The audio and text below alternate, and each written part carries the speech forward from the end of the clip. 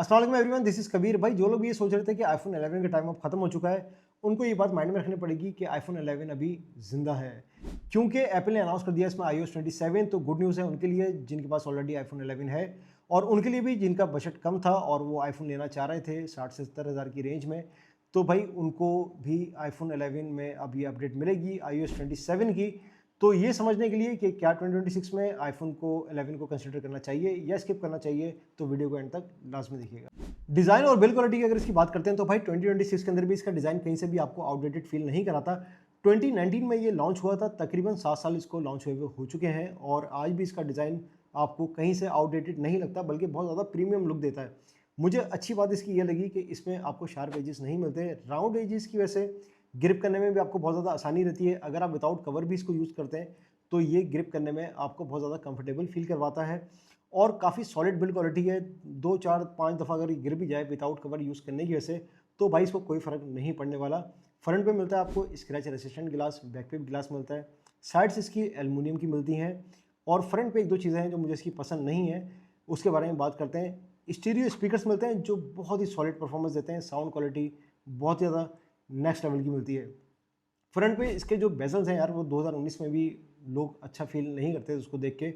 उस टाइम भी बुरे समझे जाते थे और आज भी 2026 के अंदर भी ऑफ कोर्स आजकल तो आपको जो भी आप फ़ोन्स लेते हैं, चाहे वो 30-40 हज़ार का भी लें, तो उसमें आपको कम बेजल्स मिलते हैं, इतने ज़्यादा बेजल्स नहीं मिलते। और फिर इसका जो ये इतनी बड़ी सी नॉच इसमें आपको मिलती है फ्रंट पे, ये नॉच जो है ये भाई उस वक्त भी बुरी लगती थी और ये आज भी बुरी लगती है। और डिस्प्ले की अगर बात करते हैं तो 6.1 इंच का आपको लिक्विड रेटिना आईपीएस पैनल मिलता है, जो आपको 625 निट्स की पीक ब्राइटनेस प्रोवाइड करता है। डिस्प्ले मुझे इतना कोई ज़्यादा खास नहीं लगता, मुझे सिर्फ अच्छी बात ये लगती है इसके डिस्प्ले के अंदर कि जब आप नेटफ्लिक्स वगैरह देखते हैं तो आपको एचडीआर की सपोर्ट मिलती है, मुझे ये चीज़ बहुत ज़्यादा अट्रैक्ट करती है। अदरवाइज़ ओवरऑल अगर हम कलर्स वगैरह को देखें, क्योंकि एक आईपीएस पैनल है तो इतने ज़्यादा अच्छे पंची कलर्स आपको normal day to day usage के अंदर नहीं मिलते। लेकिन जब आप सोशल मीडिया वगैरह देखते हैं या आप मूवीज़ वगैरह देखते हैं, नेटफ्लिक्स वगैरह देखते हैं या आप यूट्यूब पे आप एचडीआर के अंदर कंटेंट देखते हैं, तो वहाँ आपको कलर्स वगैरह बहुत ज़्यादा अच्छे फील कराता है। लाज़मी सी बात है कि एमोलेड पैनल नहीं है तो वैसे कलर्स तो आपको नहीं मिलते, लेकिन ओवरऑल इसका जो डिस्प्ले है वो मुझे बहुत ज़्यादा पसंद है। लोग ज़्यादा पसंद नहीं करते आईपीएस पैनल को, लेकिन जब आजकल आप इतने महंगे-महंगे आईपीएस पैनल वाले मोबाइल ले रहे हैं 60,000, 70,000, 80,000 में, तो भाई जब आप आईफ़ोन यूज़ कर रहे हैं जो कि आपको इतनी प्रीमियम क्वालिटी दे रहा है, तो भाई यहाँ तो आपको थोड़ा बहुत तो बर्दाश्त करना ही पड़ेगा। 2026 के हिसाब से आप 2019 की डिवाइस ले रहे हैं, तो कहीं न कहीं तो कंप्रोमाइज़ करना बनता ही है। परफॉर्मेंस की बात करते हैं तो एप्पल का A13 बायोनिक चिपसेट आपको मिलता है, जो इतना तगड़ा है कि आजकल के 1.5 से 2 लाख वाले एंड्रॉयड मोबाइल्स को ये कम्पीट कर सकता है। क्योंकि ये काफ़ी स्ट्रॉन्ग चिपसेट है, इसी वजह से एप्पल ने डिसाइड किया है कि iOS 27 को इसमें इंट्रोड्यूस कराने जा रहा है वो 2026 के अंदर। तो भाई कोई ना कोई वजह होगी, इसी वजह से ही एप्पल ने ये अनाउंस किया।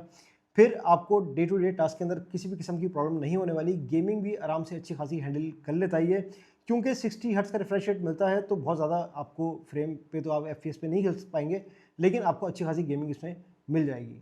कैमरे की बात करते हैं तो 12 मेगापिक्सल का आपको मेन कैमरा मिलता है, 12 मेगापिक्सल का अल्ट्रा वाइड कैमरा मिलता है और 12 मेगापिक्सल का ही आपको फ्रंट सेल्फी कैमरा मिलता है, जो 4K 60 एफपीएस पे वीडियो बना के देता है आपको। बैक कैमरा भी, फ्रंट कैमरा भी। फोटोग्राफी की अगर बात करते हैं तो भाई डे लाइट में तो आपको बहुत अच्छी खासी तगड़ी, बल्कि बहुत ज़्यादा अच्छी परफॉर्मेंस देता है, लेकिन लो लाइट पे या नाइट मोड पे अगर आप पिक्चर्स वगैरह लेते हैं, नाइट मोड मीन्स कि अगर आप रात के अंधेरे वगैरह में आप पिक्चर्स वगैरह लेते हैं, तो आपको बिल्कुल भी अच्छा बिल्कुल रिजल्ट नहीं मिलेगा, बिल्कुल भी आपको मज़ा नहीं आने वाला।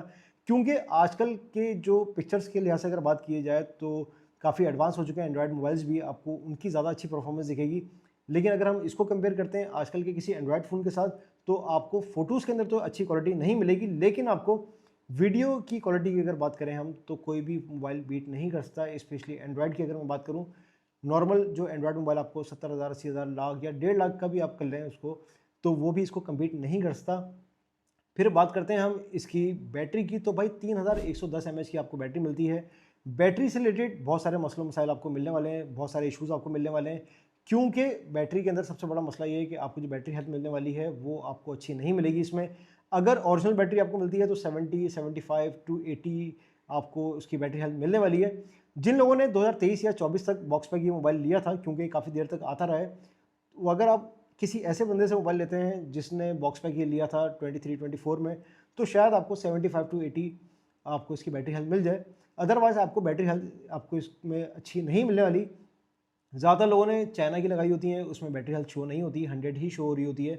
तो मेरी एडवाइस ये है कि आप बेशक आप ऐसा मोबाइल ले लें जिसकी बैटरी हेल्थ कम हो, और अगर आपको बहुत ज़्यादा तंग करे तो आप उसको चेंज करा सकते हैं। बैटरी टाइमिंग नॉर्मली आपको 70 टू 75 अगर आपको बैटरी हेल्थ मिलती है या 80 भी मिलती है तो दिन में 2 से 3 दफ़ा तो चार्ज करना पड़ेगा अगर आप हैवी यूज़ करते हैं। हैवी यूज़ मीन्स कि ऐसा नहीं कि गेमिंग में तो ऑफ कोर्स ये आपको अच्छा टाइम नहीं देने वाला, 1 घंटा 1.5 घंटे से ज़्यादा मेरे ख्याल से। लेकिन अगर आप एक मॉडरेट यूज़र हैं तो मेरे ख्याल से आपको दिन में 1 दफ़ा ही चार्ज इसको करना पड़ेगा या 2 दफ़ा चार्ज करना पड़ेगा, या ज़्यादा मैसेज वगैरह आते हैं, नोटिफिकेशन ज़्यादा आती हैं तो शायद उस टाइम आपको ज़्यादा दफ़ा चार्ज करने की नीड पड़ जाए। वैसे मैंने ये देखा है कि 75 टू 80% जिनकी बैटरी होती है वो 2 से 3 दफ़ा तो चार्ज करते ही करते हैं। ओवरऑल ये फ़ोन अगर 2026 में आप लेना चाह रहे हैं, बजट कम है और एंड्रॉयड फ़ोन नहीं लेना और आईफ़ोन ही लेना है तो भाई इसको कंसिडर आप कर सकते हैं। कुछ चीज़ें ऐसी हैं जो इसकी एक्सेप्टेबल मेरे हिसाब से अगर देखा जाए 2026 में वो नहीं है। नंबर 1 इसकी बैटरी, सेकंड इसमें आपको एलसीडी पैनल मिलता है। अदरवाइज़ क्वालिटी के हिसाब से देखा जाए तो कोई इशू नहीं है, लेकिन आपको एलसीडी पे फ्रंट पे जो आपको डिस्प्ले पे बेजल्स मिलते हैं बड़े, नॉच मिलती है, वो मुझे बिल्कुल भी पसंद नहीं है। और इसका डिस्प्ले मेरे लिए, मेरे हिसाब से अगर देखा जाए तो अगर डे टू डे टास्क के अंदर मैं इसको यूज़ करता हूँ तो मुझे डिस्प्ले इतना ज़्यादा इसका बेहतर नहीं लगता आजकल के हिसाब से। मुझे क्योंकि ओलेड पैनल ज़्यादा पसंद है तो मैं अपने हिसाब से बात कर रहा हूँ, लेकिन अगर आपको कोई इशू नहीं है आईपीएस पैनल में तो भी आप इसको कंसिडर कर सकते हैं। एक आध चीज़ ऐसी है जिस पे कंप्रोमाइज़ आपको करना पड़ेगा, एक इसके बेजल्स हो गए, सेकंड इसकी बैटरी लाइफ। अदरवाइज़ मेरे ख्याल से ये बेस्ट फ़ोन है हर लिहाज से 2026 के हिसाब से भी अगर देखा जाए, और जिन पैसों में आपको मिल रहा है तकरीबन 60 से 70 हज़ार का आपको पीटी अप्रूव मिलता है। अगर आप जेबी लेने आते हैं तो आपको 40 टू 50 के अराउंड ये ईजिली मिल जाता है। एक चीज़ और आप ये फ़ोन लेते हुए माइंड में रखें कि आप 64 जीबी का जो इसका बेस वेरिएंट आता है वो ना लें, क्योंकि आजकल आप पिक्चर्स वगैरह ज़्यादा लेते हैं या आप अपडेट्स वगैरह आती हैं सॉफ्टवेयर की, तो 64 GB is nothing. At least 128 GB का जो इसका वेरिएंट है वो ही परचेस करिएगा। तो भाई अब आते हैं इसके कंक्लूजन की तरफ। 3-4 चीज़ें इसमें ऐसी हैं जो आपको माइंड में रखनी पड़ेंगी आईफोन 11 को लेते हुए 2026 के अंदर। नंबर 1, आपको 5G नहीं मिलता, आपको 4G मिलेगा इसमें। नंबर 2, बैटरी हेल्थ आपको अच्छी नहीं मिलने वाली। आपके पास एक ऑप्शन ये है लेकिन कि आप बैटरी इसमें न्यू इंस्टॉल कर सकते हैं जो चाइना की बैटरीज आती हैं। नंबर 3, इसमें आपको बड़े चिन्ह मिलते हैं, बेजल्स वगैरह बड़े मिलते हैं। नंबर 4, इसमें आपको एक आईपीएस एलसीडी पैनल मिलने वाला है। तो भाई ये थी हमारी अभी तक की कंक्लूजन आईफोन 11 को लेके।